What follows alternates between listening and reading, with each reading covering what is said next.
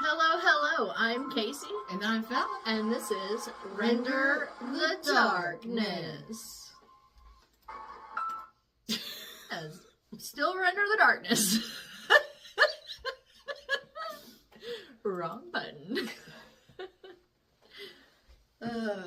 So hello again. Hello. This episode is going to be the second one from Maine. Out of all 50 States series. 50 State Series. Here's your fun fact, your very Maine-specific fun fact. York was the first chartered city in America, and that was chartered in 1641. Ooh. Interesting. I thought so. Also, another interesting fun fact, just a little bonus fun fact, but Stephen King lives in Maine and was a teacher there. Oh, sweet. Yeah. I like Stephen King. He's cool. Me too. I like his writing. I do too.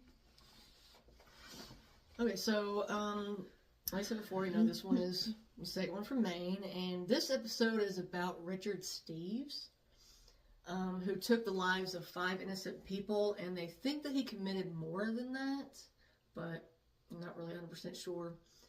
But I do want to let you know ahead of time that there is a trigger warning. There is mention of sexual abuse and suicide. So Richard Edward Steeves was born on February 1st, 1942, in Waterville, Maine. There's not a lot known about his early childhood. Ooh, what happened there? Sorry. But unfortunately, his father did take his own life 5 years after he was born. And not long after that, his mother gave him up to a children's home. No. It's terrible. Now, he would later claim that his violent tendencies were because of sexual abuse that started in his early life. He would leave school during the 8th grade and would start to commit small petty crimes, and he would spend time in a correctional facility because of his actions. Now, unfortunately, when he became an adult, his behavior only got worse, and he would be in and out of jail. And they say that when he was in jail, his cellmates would often hear him say that he was going to kill some of the guards as well as other inmates. The last time that he was let out of jail was in 1965 at the age of 23. So after being out of jail for only 5 months, on June 13th, 1965, he went to North Berwick, Maine, where he brutally attacked Harry Staples, who was 83 years old. Oh. Steeves beat the man with his own cane and ran from the home. Oh my gosh. Harry was barely alive when he was found, and he was taken to the hospital. He would remain at the hospital for 2 weeks in an intensive care unit, and sadly, Harry wouldn't survive the attack. Now, during the investigation, the police interviewed quite a few suspects, but they weren't able to arrest anyone. On June 19th, Steeves broke into Ralph Mace's house in Rochester, New Hampshire. He pulled out a knife and then proceeded to stab him 6 times before running from the scene. At the time, Steeves thought that Ralph had died, but he was found alive, but would die later that day. On August 14th, he went to Augusta, Maine, where he broke into the home of 73-year-old Lorenzo D. Troyer. He attacked him with a blunt object, and when Lorenzo had passed out, Steeves fled the scene. One of Lorenzo's friends, named Thomas Landry, found him, and when he seen the condition of his friend, he went to a nearby house and told him that he was about to die. The owners called the police, who rushed to his home, and then the hospital, where unfortunately he would pass away the next day. Could you imagine living that long just to be killed by some douchebag that breaks into your house? Right? That's just terrible, and just, I don't know. I've had so many feelings about this case. Now, January 1966, he went to Ohio, where he met Louis, hopefully I say this correctly, Geffhart, who was 84, and his son Francis, who was 35, after his car broke down. The men were trying to be nice and invited him back to their house. Oh no. And hopefully I say this correctly, Coshocton. On January 3rd, he beat the 2 men to death and took Francis's car to New Hampshire. On January 5th, Steeves was pulled over in New Hampshire by the Manchester police on suspicion of being in possession of a stolen vehicle from Ohio. Now, while he was being interrogated, he actually confessed to the police that he had murdered 5 people. Lorenzo Troyer in Maine, Ralph Mace in New Hampshire, Lewis and Francis Geffhart in Ohio, and Harry Staples in Maine. Now, a grand jury in, let me make sure I did this correct, the Kennebec County in Maine, wanted to charge him with the murder of Lorenzo Troyer, but he actually never went to trial for that charge. On January 6th, he confessed to it. Not quite sure. I didn't really, say exactly why. Now, on January 16th, 1967, he was found not guilty by reason of insanity on the murder of Ralph Mace. Now, he was sent to New Hampshire State Prison for life until he was sent to Ohio in December of 1971 for the murders of Lewis and Francis. Now, during that trial on June 14th, 1972, he would plead not guilty by reason of insanity. The court accepted and sent him to the Lima State Hospital, which would start when or if he was released from New Hampshire, and then he was sent back to prison in New Hampshire. Now, in October of 1972, his file was looked into by Maine's Attorney's General Office, and they decided that his case should be looked into every year, so that if he was at any time deemed to be fit enough to be released, Maine would take him to trial. A year later, the Kennebec County attorney wrote to the Attorney General's office saying that he was still in jail and that if they wanted to try and take him to trial, that it would be best to do it in the future.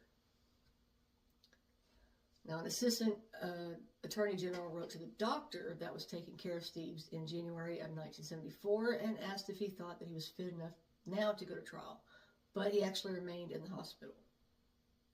In 1980, the doctors and psychiatrists said that they felt he wasn't a threat to the outside world anymore, and they allowed him to leave the hospital grounds without any guards. Now, by the time 1983 rolled around, Steeves still had not been taken to trial for the murders in Ohio or Maine. The Ohio prosecutor, William Owens, decided not to pursue any charges against him. Halfway through the 1980s, he accepted an agreement that required him to spend 3 to 7 years in prison.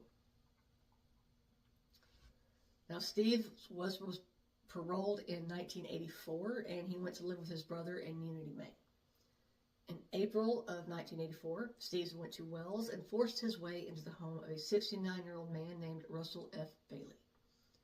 He attacked him with a blunt object, hitting him multiple times in the head, ending his life. Steeves left his brother's property soon after the attack. Russell would be found on April 29th by one of his relatives that hadn't heard from him in days. The next month, people were coming forward with information about seeing a truck at Russell's home the day that he died that matched Richard's truck. Now, Richard Steeves was arrested in 1985, and a reporter for the Concord Monitor, Robert Holler, talked to him about the murder of Russell Bailey. When he told his statements, they were actually pretty inconsistent because in one he said that Russell gave him $1,000 for sexual favors and that someone else had to have murdered him. The other statement he made was that he had dreams that were super realistic that he was murdering Russell. So, still trying to stick with that insanity plea, hey? Yeah, it seems like it did. Now, during the time, Maine had decided to go after him for Harold Staples' murder in 1965. Steeves had to be moved from the prison that he was being held in York County to the Maine State Prison because he had attempted to take his own life twice. During his trial, he didn't plead insanity. He didn't testify on his behalf, but his lawyer claimed that he didn't do it. But Steeves was ultimately found guilty and sentenced to life. In 1987, his attorney tried to get a new trial, saying that the earlier testimony that Justice Arthur Bremen didn't allow would have shown that a different person was the murderer. He would also say there wasn't enough evidence to charge Steeves with Russell's murder. In 2017, 75-year-old Richard Steeves slowly got up from his wheelchair and walked towards the governor's board. He was in good spirits, really believing that his request for release would be granted. And he confidently read a 3-page explanation about how he had taken the last 30 years to work on himself going to therapy. After fixing his problems, he went on to give hospice help to fellow inmates. He taught some to play the piano, played the keyboard at the prison chapel, and helped the K-9 correction program. He also made wood carvings and fixed watches and clocks. While he was in prison, he was diagnosed with Parkinson's disease, but he thinks that he would be able to do the work outside of prison. He pleaded with the panel to give him another chance, and he said that, quote, "Keeping me in prison longer is no benefit to anyone. It would be a shame to have all the staff who worked with me all these years have their time, money, and energy wasted."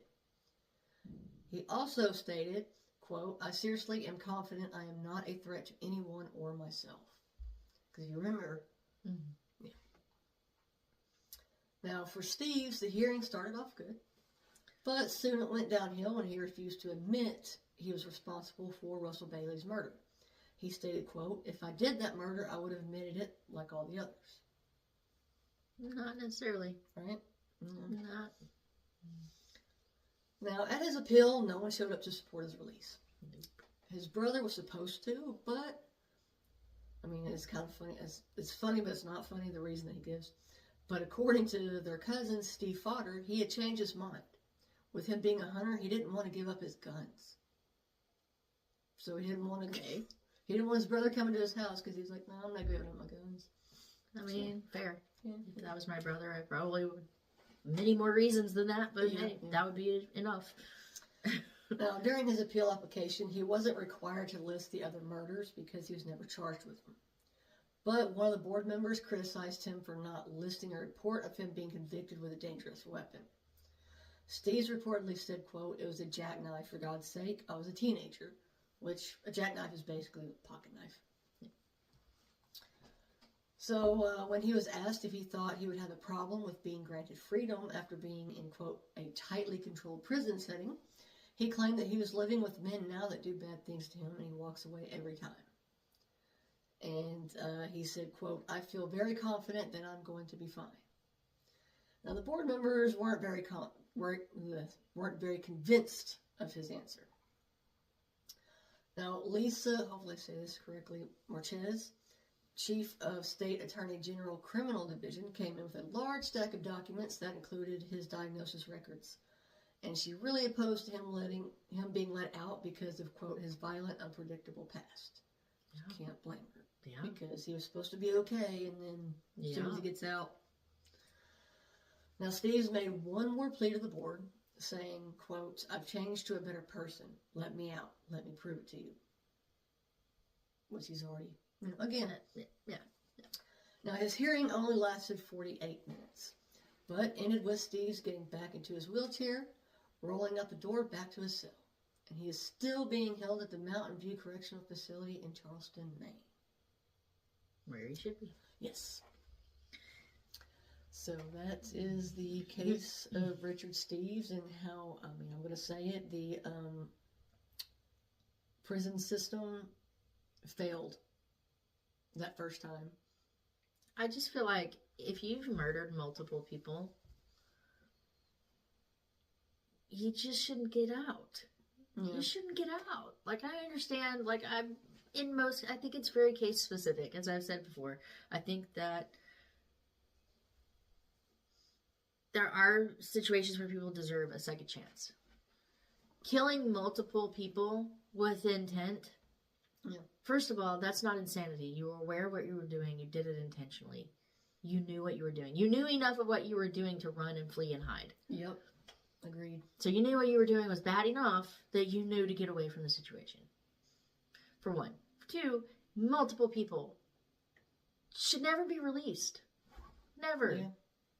Because then, again, you release them thinking they've quote-unquote changed, and then they just go out and kill somebody else. I can't tell you how many cases we've covered, other podcasts have covered, that are just out there in general, where somebody else had their life cut short because the justice system believed somebody had been converted back to being a good person, so they release them, and then somebody else gets killed. Yeah. It happens way too often. That's what I was saying. The justice system, they really messed up on this one. And medical doctors and, like all of them. Well, and I'm going to go on a really bold rant here and just say that I could not imagine being a defense attorney. Yeah, it's got to be really hard. like, Real hard. first of all, just the moral conflict you would you would have to be somebody who has the ability to just pack your little like morality bubble into a suitcase and set it aside. Because some of the things that they defend, like I've seen cases where it's 1000% for sure guaranteed this person committed the crime, and it's literally the defense attorney's job to present probable doubt. Yeah. Even when there's 1,000 reasons why this person is guilty, it's their job to create 1,000 more reasons why they're not. Yeah. I could not imagine the weight of that job. I couldn't imagine the weight of a prosecutor's job either. Yeah. But a defense attorney, I just couldn't imagine. I couldn't imagine. It'd be really hard. I couldn't do it. No. I couldn't There's do no it. way. No. Because I would just be like, I'm not even going to say what I'd be like because, yeah. No. Just couldn't do it. You know, as is most true crime cases that we and just about everybody else covers, this was another senseless case where 5 people lost their lives that senselessly, no reason. Yeah, I wish I could figure out why, like, they couldn't pin him. Because, I mean, he confessed to 5 of those murders. You know, he knew their names. Yeah. And he confessed to it. But all they could charge him with was the one, and then send him to the insane asylum. Well, then, you know, the second, Mr. Bailey. But the other ones, you figure, I mean... Yeah. I don't know. I know, like, in some of those cases, like, it's a really sensitive subject when it comes to when they have a confession like that versus physical evidence. Yeah. And so sometimes, especially when you have a case of, like, multiple victims, you don't want to jeopardize your ability to potentially later get justice for the victims because of one victim. Do you know, does that make sense what I'm saying? Yeah, because I mean... Like, there's a sensitive line there because of the double jeopardy thing where, you know, if you get charged for a crime, you can't be charged for it twice. So they really have to get it right the first time. And it's really hard to confidently go in and prove something like that with little to no physical evidence because somebody could very easily change their plea. They could very easily say, I was under duress. They could very easily find a loophole in a confession made, no matter how direct that confession may have been. Yeah. And also, I think, too, there's been cases where people have called, or not called, but have confessed to murders that they weren't even born. Yeah. That had nothing to do with it all. Or go back later and say, you know, oh, the police brutality. I was beat into that confession. They made me do it, you know, like, there's so many different avenues when it comes to that. It's such a sensitive area. Like, I kind of get it. It sucks. Like, it's unfortunate.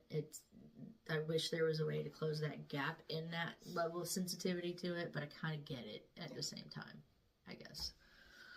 But, well, thank you for sharing that very upsetting case. Yeah. And, you know, condolences to the victims and condolences to their family and friends. But that is our second case out of Maine.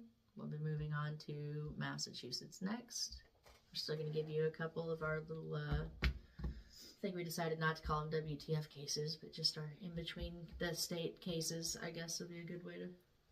Yeah, we really need to figure out a name for those. Yeah. Because once we get through with the 50 States series, they're just going to be our cases. Yeah, they're just going to be... So I guess they're just our cases in between the 50 State series cases. Because, you know, the 50 State series case is really the temporary run of cases, not the in-between cases. Those are our actual cases. Does that make sense? Does that make sense? Sure. Well, because the 50 State series is temporary because there's only 50 states. Yeah. Whereas, you know, the cases we do in between, they could be infinite. We could do those forever. Everywhere. Yeah. They could be in the universe and Mars and on the sun. Yeah, wherever we decide to pull them from. So. But that was our second case out of Maine. We appreciate your time. We appreciate you listening. We appreciate your support. So until next time, stay curious, stay safe. And before we leave, we are definitely going to have to take a pause and give a shout out. Yes, to Matt from Drunken Cryptids. Yeah. we did a interview with Matt. It was the first time that we have ever been interviewed in question, which was a lot of fun. I really enjoyed the laid backness of it. The ability to just kind of free flow conversation was really nice. He was awesome. Their podcast is awesome. Their Facebook page is awesome. He's going to be doing a meet and greet coming up in January, right? January 14th. Yes. He's going to be doing a meet and greet at the Four Corners in North Little Rock, Arkansas. He'll be at the convention in June, right? The Bigfoot Expo, I believe, also in Arkansas. But our interview will be coming out, I think, around January 19th, somewhere around there, on their podcast. So if that's something that you're interested in, something you want to check out, you want to see us without any script, just us free-flowing in conversation, and find out a little bit more about our background and why we decided to do what we do, it's a perfect opportunity, and you get the chance to go meet Matt and see what they do. Go check them out. Yeah, go check them out for sure. Really awesome podcast. Cool guys. So, anyway, that's us for this episode. Thank you. And again, stay curious, stay safe.